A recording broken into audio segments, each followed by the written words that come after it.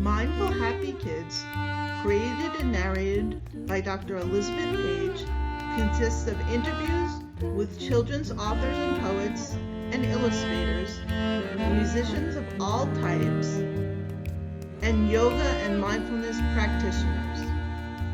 Dr. Page also reads from her own children's books on compassion, gratitude, mindfulness, and yoga. The puppy and Dr. Page practice meditations or pet-centered meditations, which are recorded as part of the videos. Welcome to the show, Jenan Matari. Thank you for having me. I'm so excited. Yeah, this is great. So I was at a bookstore for a book reading for a separate, different book, and I saw your book, and I was talking with this guy with a toddler. And I was, we were looking at your book and I was showing it to him. And his daughter toddler flipped out over the pictures. Oh, I love that. So when I told him what the story was about, he bought it immediately. Thank you for closing that sale. So That's then so I contacted Hannah and I was like, how do I get in touch with her? And Hannah put us in touch with each other, and the rest is history. I love that. That's a nice crossover story. So, would you like to take us through? First, introduce yourself. Would you like to introduce yourself? Sure. So my name is Jenan Matari. I am a first generation born and raised Palestinian American storyteller. Um, I I have a degree in journalism and a 14-year long career in public relations, and I have figured out a way to kind of combine all of that with my storytelling ability to educate people about Palestine. And I'm a mom of young kids, so I've never written anything for children before. This is my first children's book. It was never intended to be a children's book at first. And then, I have two young kids, and I realized that I was having trouble starting conversations with them about my own ancestry and our own family history. So I wanted to kind of create a story for them in a way that I knew that they would keep focus. Like at the time that when I wrote this, my kids were 1 and 3. Now they're 3 and 6. But I just did a little bit of like market research on my own kids, and I learned about what kept their attention, what broke their focus, colors that like they gravitated towards, and I ended up making this book essentially for them, but for all kids and for all parents who need help with starting a conversation around concepts of displacement and, indigenous connection to land, um, and just kind of giving them a starting point. Why do you think it's so important for kids to understand connection to indigenous land and displacement? I think when it comes specifically to children who are a part of like immigrant or refugee families or indigenous families that may not be living in their native homelands, understanding the feeling of displacement from an early age can help them shape their identity, and feel closer to who they actually are, as they grow up outside of, their parents or grandparents, like home society. I know for me, I didn't have anything like that when I was growing up as a kid, and I felt really lost. And it wasn't until I was in my early 20s that I like had learned who my family was and where we came from. And I didn't know that my grandfather was a refugee from Palestine until I was 21 years old, which is wild to, to think about. And it was because my parents really tried so hard to just help us integrate into American society. So it was unintentional that this kind of like got lost along the way. But I never understood that feeling of like, feeling like an outsider or like I didn't belong. Because I still to this day don't really have the language of Arabic. And so that was something that was a big, disconnect for me growing up as a kid. All of, the friends that I had made in Arabic school were all already fluent in Arabic. And then with my American friends, I was like, there were certain restrictions on what I could and couldn't do, culturally speaking. And just the way that I, was raised and the food that I, even down to the food that I brought to school for lunch. It was just very different. It was clear that I was different in both spaces.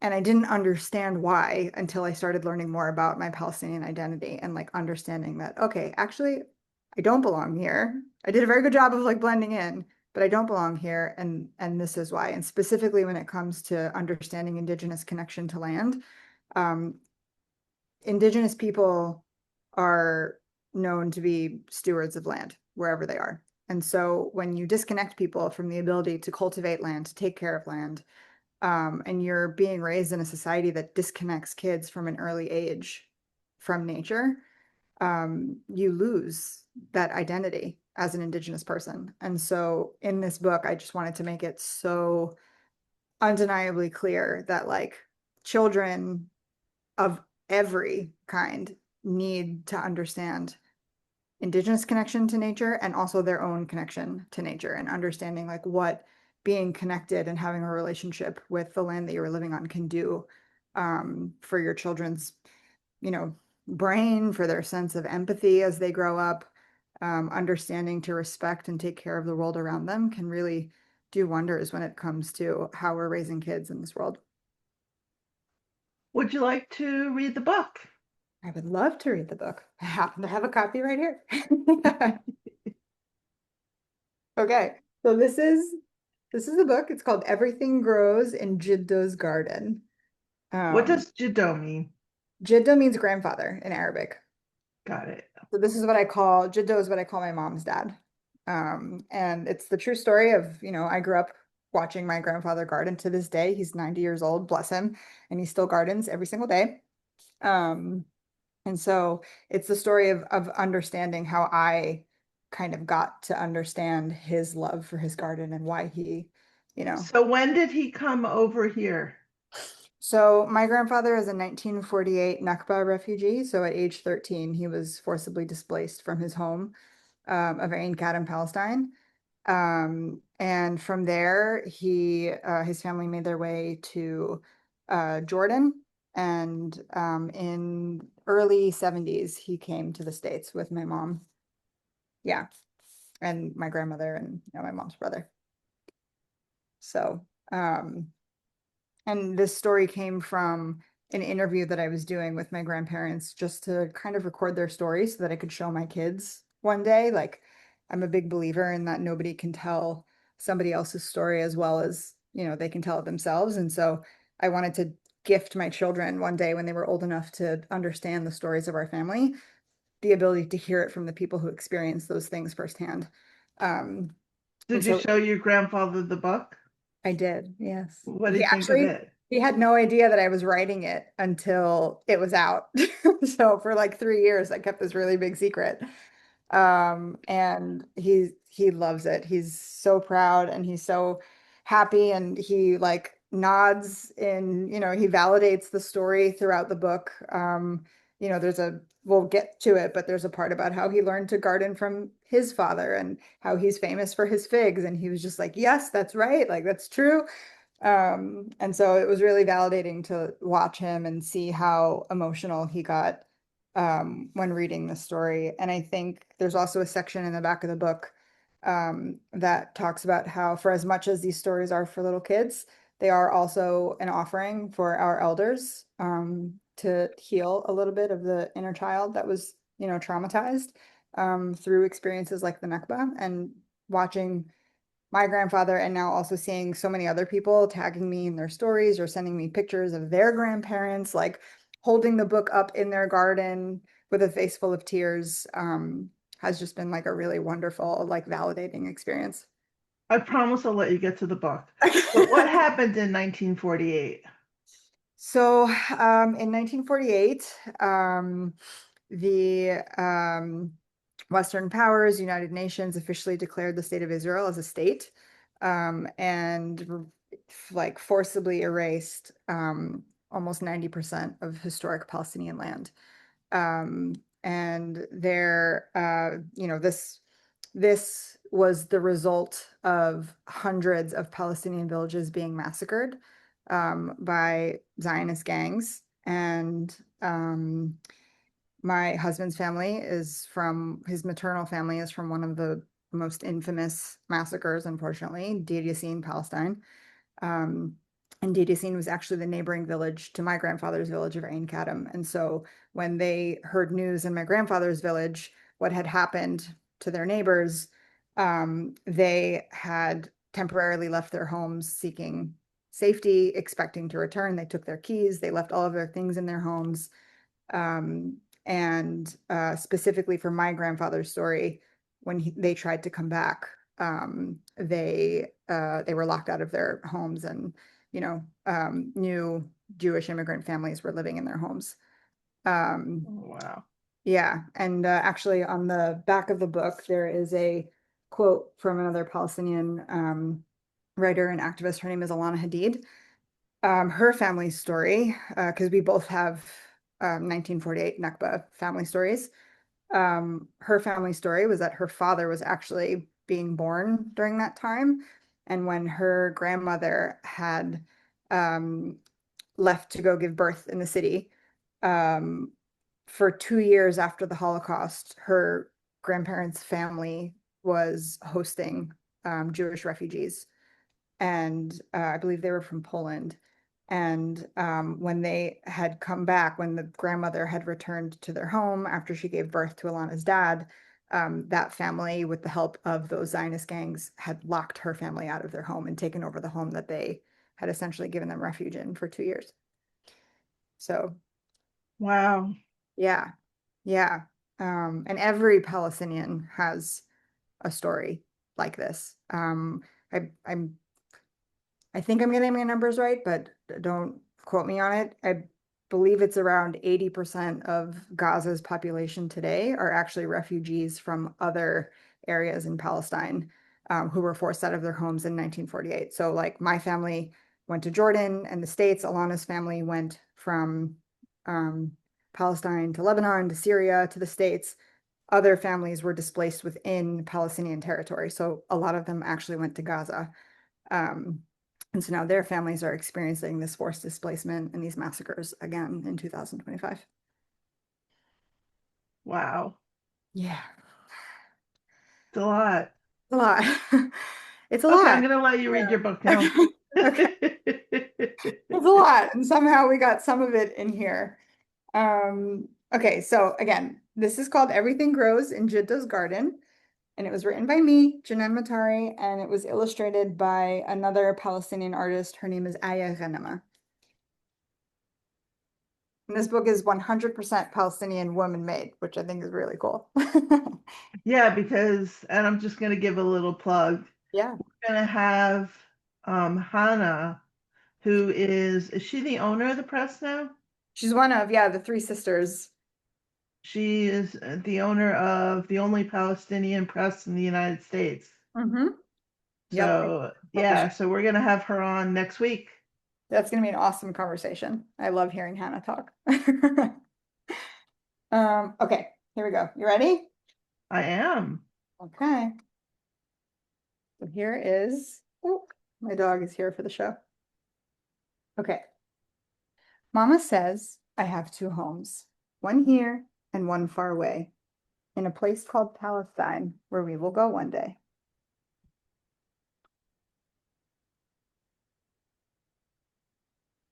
Sometimes I really miss the home I've never even seen, but I can taste its sweetness in my Jiddo's rose of green. And my grandfather is actually famous for this Kangol newsboy hat. Jiddo grows all kinds of things, vegetables, fruits, and flowers. He can grow most anything with his green thumb superpowers. And this you'll see in all the pictures with him is the key that Palestinians left their homes with, expecting to return. Oh, is that what it symbolizes? Yep, and I actually have the same one here. I tattooed, or I used my tattoo to mark this one. Oh, interesting. Yeah. There are sour green Jaronic plums growing high on trees above, and warak anab grapevine leaves our mama fills with love. Okay, I just have to stop you there right there. Yeah. In my farmer's market, Uh-huh. there's a Palestinian stand, and I was able to get grape leaves and other foods for, it's awful when you start reading these books and they talk about food, Yeah. and you're just like, okay, now I need to eat it. Yeah. So I did have the grape leaves, and I was very happy. I love that. If you need a recipe, I'll send you one. Oh, that'd be great. Yeah. Actually, if you could send it, I'll post it on the Okay. newsletter I send out. Yeah, absolutely. I would love that. Okay. There's crunchy green chiyad. Chiyad is cucumber. And plump red bandora galore. Bandora is tomato. He brings them to the kitchen. Teta sings and calls for more. So teta is the Arabic word for grandmother. And what she's wearing is something called a thobe. That's a traditional Palestinian dress that's usually hand embroidered. And from one tree that Jiddo raised in dirt all full of stones, the best of all are figs that are his favorite taste of home. Here's Jiddo. One day, as we picked fruit, I asked him, Jiddo, tell me please, how did you learn to garden and make magic from small trees? As he pulled down a long, strong vine, he finally replied, my Baba had a garden at our home in Palestine. The Baba is the Arabic word for dad. He taught us how to grow our food and take care of the earth, the way our people always have since long before my birth. And that's one of the most important pages for kids to understand indigeneity. The sweetness of Jaffa oranges, the smells of za'atar pies, Jidda whispered softly, wiping sadness from his eyes.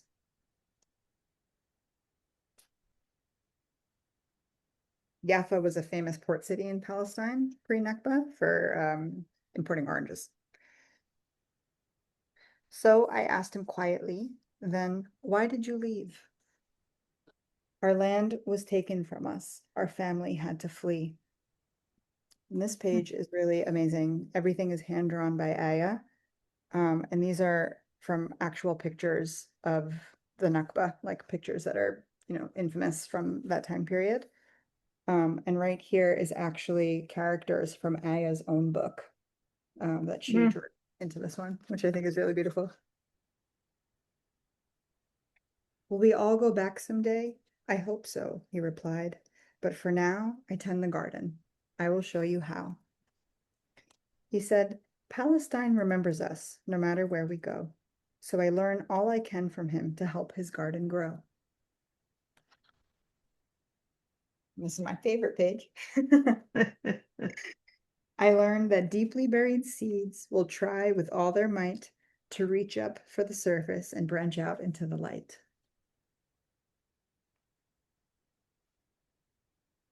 And even when storm clouds hide the sun and cause the days to darken, the home rooted in his heart makes everything grow in Jiddo's garden. And this is the glossary, if you want me to go over the words in there. No, you went over as we went through. I think we're okay. Yeah. But there is a glossary at the end, and then Yeah. there's a whole description. Yeah, so from here you'll see these are actual pictures. Everything that was made into a cartoon are also like real pictures that I just turned into really beautiful illustrations. This is I think this is actually the only photo that my grandfather has of him and his siblings in Palestine before they were displaced. Um, and then this is the Dear Reader section, which tells you a little bit about my family history, the story that my grandparents told me that resulted in me writing this book, and just a message to, kids and their parents and anybody who reads this book on, the importance of understanding these concepts from an early age. And then the book ends with a beautiful quote from one of my favorite Palestinian poets, Mahmoud Darwish. And it's just one line from a really beautiful poem about viewing the land as like a relative. And it says, we have on this land all that makes life worth living. Mm. That's it. How beautiful. What a powerful book. Thank you. Thank Has it you. been banned that you know of? The book has not been banned, but I have been banned. You want to talk about it? Yeah, sure, we can talk about it. I was very intentional with everything that went into this book, from the words that were used, mainly because I didn't want parent aside from the Arabic words in there, I didn't want children's focus to be broken when asking for the definition of a word, because I know that when my kids like don't know what a word means while I'm reading them a story, we go off on like a 10-minute tangent of me trying to explain it to them, and then that's the end of that story. So I was really intentional about, this being in very simple language, um, and not using trigger words. Not for any reason. I wasn't afraid of getting banned. It was more so again, I didn't want parents to have to like distract from the story to explain, the words in the book. But myself, again, this is the first thing I've ever written for kids. I had no intention of becoming a children's book author. And my content, and the writing that I do outside of this book is not for children. It's for adults who want to teach children, but I'm consistently speaking to adults. And I use very strong and direct language. I don't censor myself. I have no reason to, because I work for myself. I'm not in school. There's not much that people can threaten in terms of taking, financial stability away from me. And that's a really unique position to be in, especially as somebody who advocates for Palestine. Um, and so there were two bookstores, one in LA and one in New Jersey, that actually I had readings scheduled for months at these stores. And the stores were actually bullied by local Zionist communities, saying that I was not an appropriate person to have to do Mm. events for children. And they pointed directly to, my social media page. They, of course, took things out of context and created these, false defamatory like narratives around them.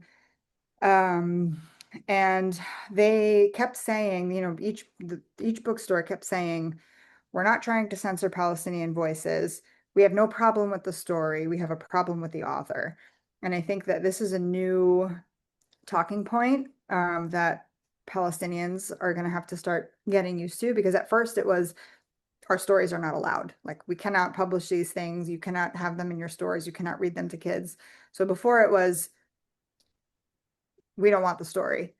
Now, because there is like a global crave, I guess I'll say, for Palestinian stories, there's no way to continue stopping our stories from being published. And so now that there's no control in that aspect, the new thing is, okay, fine, we'll take the story, but we won't take the people with it. And for me, it's very important to understand that you cannot disconnect people from their stories. I told you from in the beginning that even when it comes to sharing our family history with my kids, I don't feel like I'm capable of telling it the way that my grandparents who lived through these things can tell it themselves. And so it was important for my children, for me, for my children to hear these stories directly from the people who experienced them. I, as an author, wrote this story based on my experiences as a child, based off of the family history that I've, been able to learn. And so to disconnect an author from their story is a new way of silencing that author and the Mm. community they come from. And so my thing is that at one point, one of the bookstores tried to have somebody else come in and read my book to a crowd instead of having me. And I was like, this just makes no sense. I don't understand how you think you can, you know, not ban a book, but you can ban an author. It's not computing for me why anybody would think that that's an appropriate next step to having Palestinian stories be shared. It has to come from the people that hold those stories. Um, and so, yeah, it's just the whole, reminder that like Palestinians are not a monolith. Not all of us can talk about each other's stories. We all have our own experiences, and we have to be really diligent in not allowing people to disconnect us from them. Oh, interesting. Yeah. Sorry you went through that. That's Sucks. okay. News spread really quickly and we ended up selling out our first print of the book. So I can only be so mad about it. It's like Uh, Jimmy Kimmel. He is yeah, like yeah, incredibly popular now. yeah, yeah. I mean, it was I kind of, watched him for the first time after he was banned. yeah, yeah. See, you get a new audience. Like, oh, what is this that's causing so much drama? And it was a nice like Uno reverse moment, you know? Interesting. Did your grandparents talk freely about their experiences? No. I which I'm learning is a lot more common than I originally thought it was. I I think the way that I'm understanding that the way that my grandparents, especially my grandfather who actually experienced the Nakba, his way of dealing with that trauma was not talking about it. Understanding that it happened, it was something that happened, and he just immediately chose to move on and try to, build his life. And so I didn't grow up with these stories, which is why I think I'm obsessed with like recording them now. And my mom didn't grow up with hearing those stories from her dad. And so a lot of the research and the stuff that I've been doing with recording my family history, like my parents are hearing it for the first time too, which I think is really cool. Interesting.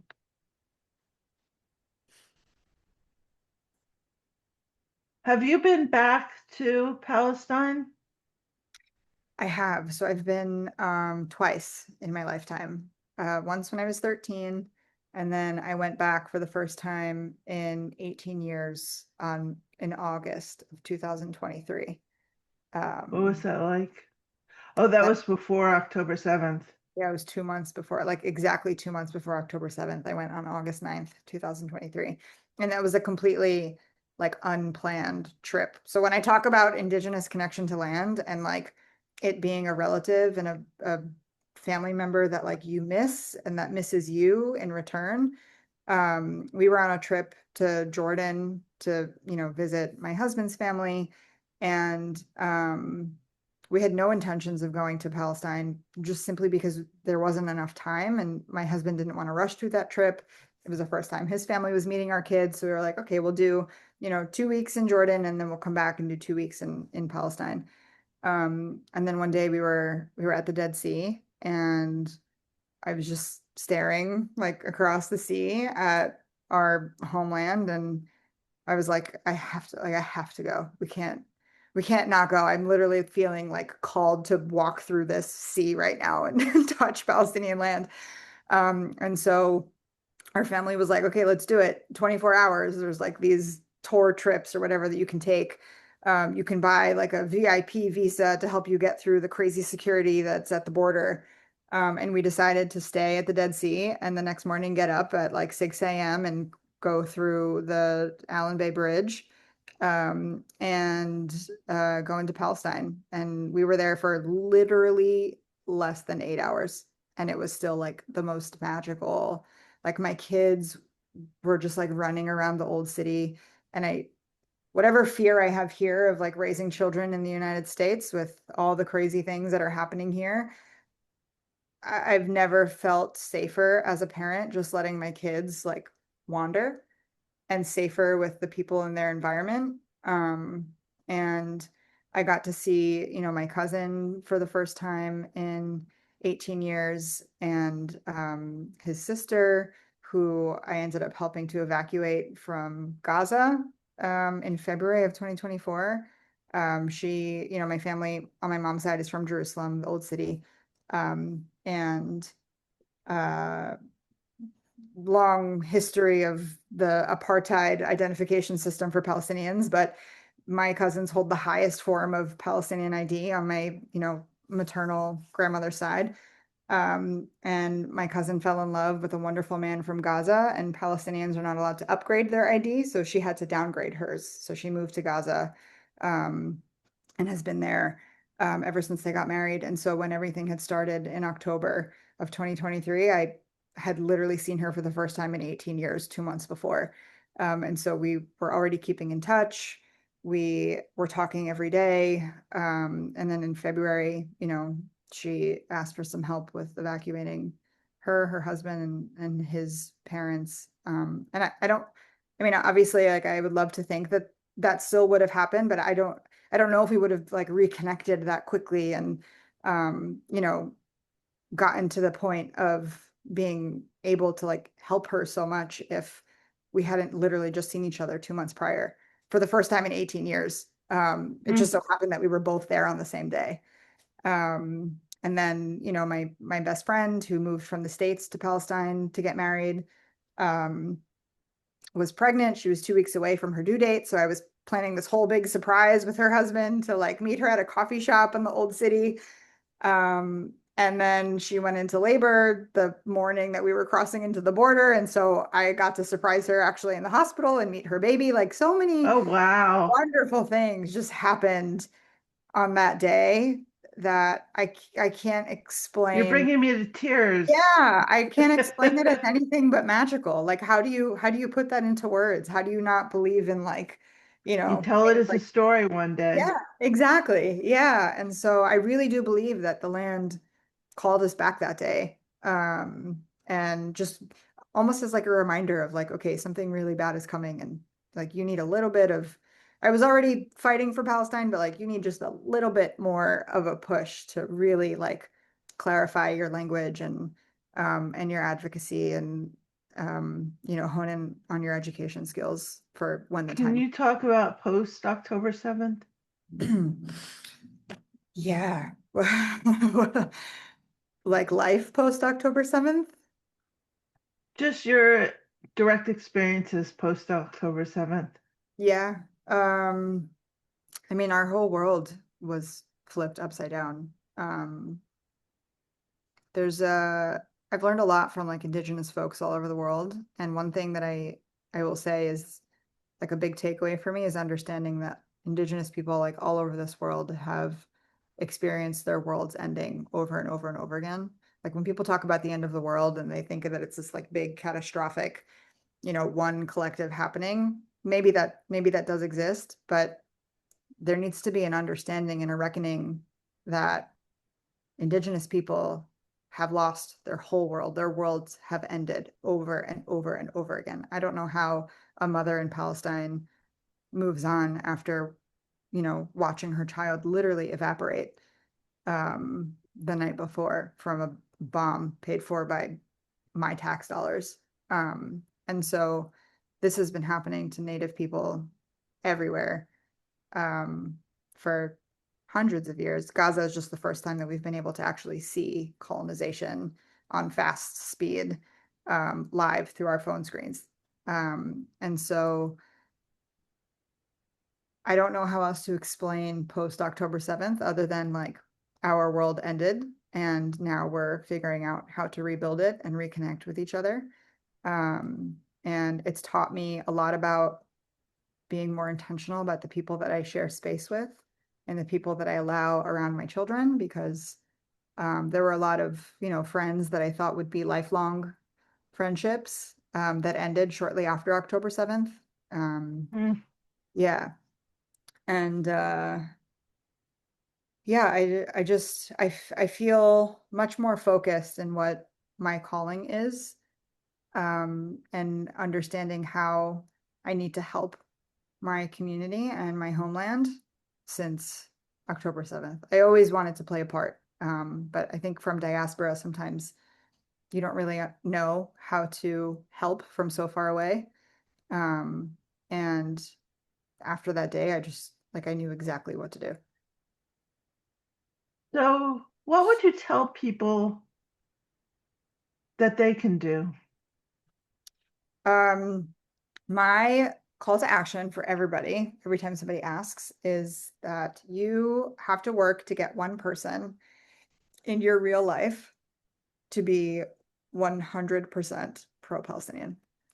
That is everything from understanding our history from the lens of colonization, from understanding their participation in it, if they are an American citizen, where their money is going, getting them to get involved in protests, getting them involved in boycotts, getting them to understand the legal international right for occupied and oppressed people to resist their occupiers and oppressors. That's a really hard thing to do, is to get somebody to be like that pro-Palestinian. And I actually have not done that yet with anybody in my real life. I've done it, with a number of people online.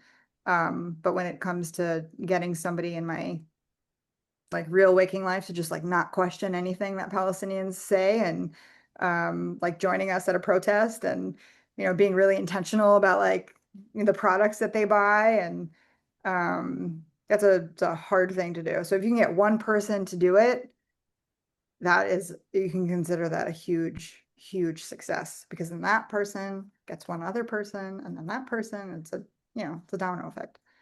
Mm, Yeah. interesting. Yeah. Well, you've got me very emotional. Yeah. Well, I tend to do that. That's another thing, post 10/7. I don't do non-intentional conversations anymore. Uh, that's good. I mean, it's really important. I'm really glad that we got that guy to buy the book, because yeah. maybe they'll read the book and be like, oh, wow, we need to do Yeah. more.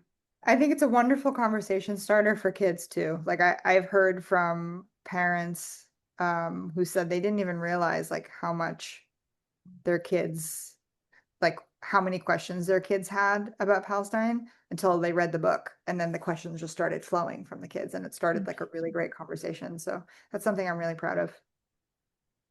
So, what's on your front burner, both your adult writing and your kids' writing? Yeah. So I have another kids book. Oh, great. Yeah, it's a little bit more for an older demographic.